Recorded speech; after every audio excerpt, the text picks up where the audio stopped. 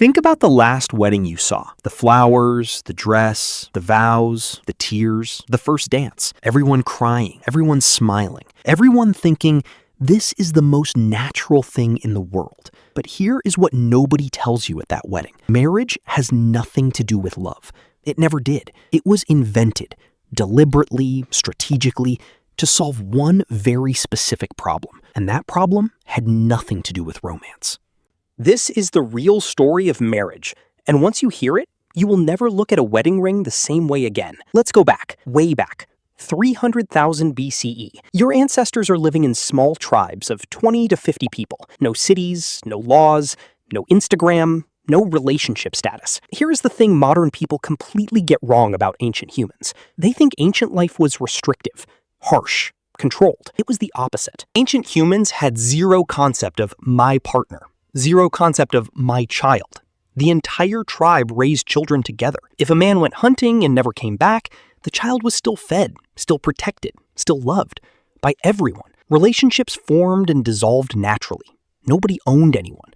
There was no ceremony, no contract, no priest. Two people liked each other, they stayed together. Things changed, they moved on. Sounds chaotic? Here is the fascinating part. Archaeological evidence shows ancient humans had less relationship violence, less domestic conflict, and less jealousy than modern societies, because nobody owned anybody. For 296,000 years, this worked perfectly. Then, one thing changed everything. Around 10,000 BCE, humans discovered farming. And on the surface, this sounds like progress.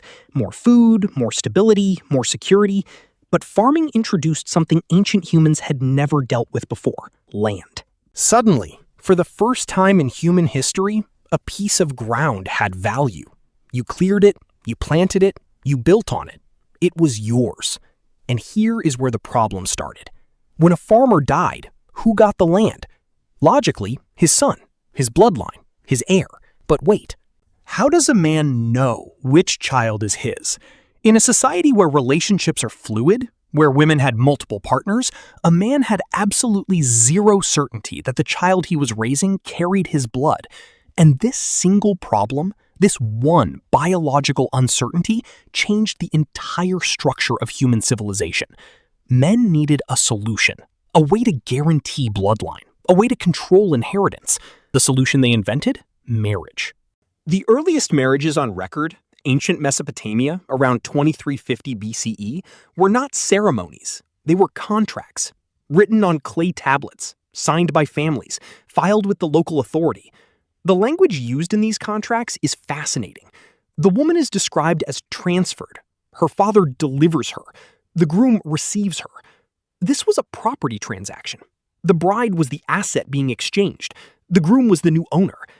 And in exchange, the groom got something priceless: certainty. His wife was now legally and socially locked to him exclusively. Any child born to her was, by contract, his heir. His land would pass to his blood. The wedding ring itself comes from this era. In ancient Rome, the ring was not a symbol of love. It was a symbol of ownership. The husband placed it on the wife's finger to signal, "This woman belongs to me." Love was not mentioned anywhere in the first 4,000 years of recorded marriage. Not once. Fast forward to today, we have taken a 4,000-year-old property contract, designed entirely around land ownership and bloodline inheritance, and we have told an entire generation that it is supposed to make you happy, that it is supposed to fulfill you, complete you, be the romantic climax of your entire existence. And then we are shocked, genuinely shocked, when it fails. Here is the data. In the United States, roughly 40 to 50% of first marriages end in divorce. The number is similar across the UK, Australia, and most of Western Europe. Therapists, relationship coaches, and self-help authors generate billions of dollars every year trying to help people make an economic invention feel like a love story. Ancient humans had no divorce rate, not because they were more committed, because there was nothing to divorce from. Relationships were honest about what they were: companionship, survival, partnership, not eternal romantic contracts. We are the only species on Earth that signs a legal document before we are allowed to love someone. And we are the only species that feels like a failure when that document collapses. Now, before you send this to your partner with a "told you so" message, This is not an argument against love. This is not an argument against commitment. This is not even an argument against marriage. It is an argument for honesty. Ancient humans were deeply attached to their partners. They grieved losses. They protected each other. They chose each other, again and again, without a contract forcing them to.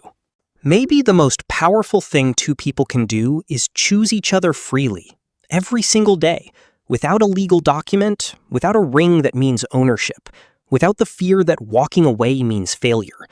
Marriage was invented to protect property, but love existed 296,000 years before that. It did not need a contract then. Maybe it does not need one now. File closed.